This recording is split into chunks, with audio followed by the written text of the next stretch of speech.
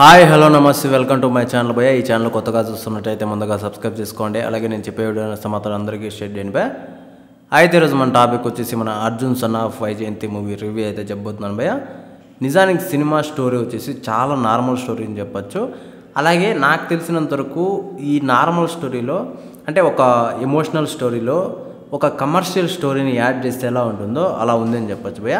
Cinema నేను బాగలేదని చెప్పట్లేదు, కానీ ఏదో ఒకటి మిస్ అయింది స్టోరీలో అని చెప్పేసి మాత్రం పర్టికులర్గా తెలుస్తుంది. ఎందుకు ఇంత కాన్ఫిడెంట్గా దాని గురించి చెప్తున్నాను అంటే సినిమా నాకు ఓవరాల్గా చాలా బాగా నచ్చింది భయ్య.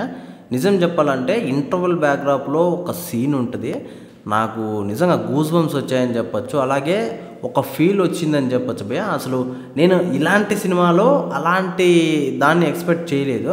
మరి క్లైమాక్స్ సీన్ చెప్పచ్చు, అది ఇంకా అవసరం అని చెప్పచ్చు భయ్య. ఈ రెండు సీన్లు తప్పించి సినిమా ఇంకేం లేదు అని చెప్పచ్చు భయ్య. నాకు తెలిసినంత వరకు అంటే చాలా రొటీన్ స్టోరీని చాలా అద్భుతంగా చూపించాలనుకున్నారు, కాకపోతే ఎక్కడో మైనస్ అయితే అవుతుంది భయ్య సినిమాలో. ఇంకా వేరే అయితే ప్రత్యేకంగా అయితే ఈ సినిమాలో ఏం లేదని చెప్పచ్చు. ఇంకా నాకు తెలిసినంత వరకు విజయశాంతి గారి క్యారెక్టర్ కానీ అలాగే మన కళ్యాణ్ రామ్ గారి క్యారెక్టర్ కానీ చాలా అద్భుతంగా డిజైన్ చేశారని చెప్పచ్చు భయ్య డైరెక్టర్ గారు.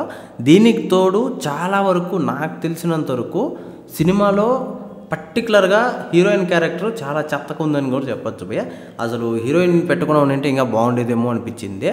అయితే ఈ సినిమా స్టోరీ వచ్చేసి అంటే ఒక అమ్మ పోలీస్ ఆఫీసర్గా ఏ క్రైమ్ని అంటే క్రైమ్ జరగకుండా చూడాలనుకుంటుంది.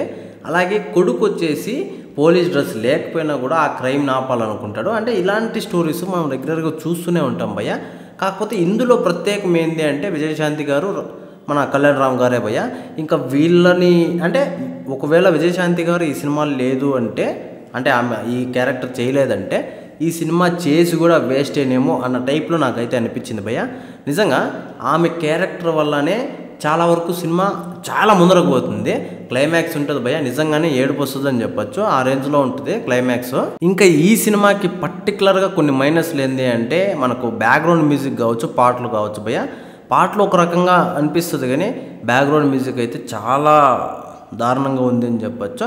కానీ నేను ఒక్కటి మాత్రం గట్టిగా చెప్తాను భయ్య, కళ్యాణ్ రామన్న ఎంచుకున్న స్టోరీస్ మాత్రం హైలైట్గానే ఉంటాయి.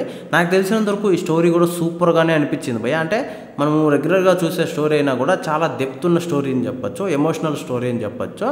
ఈ స్టోరీ నుంచి మనం చాలా నేర్చుకోవచ్చు అని కూడా చెప్పచ్చు భయ్య. అలాంటి స్టోరీలో నాకు ఎక్కడ తేడా కొట్టింది అంటే మన డైరెక్షన్లో ఏదో తేడా కొట్టింది అనేది మాత్రం పర్టికులర్గా తెలుస్తుంది.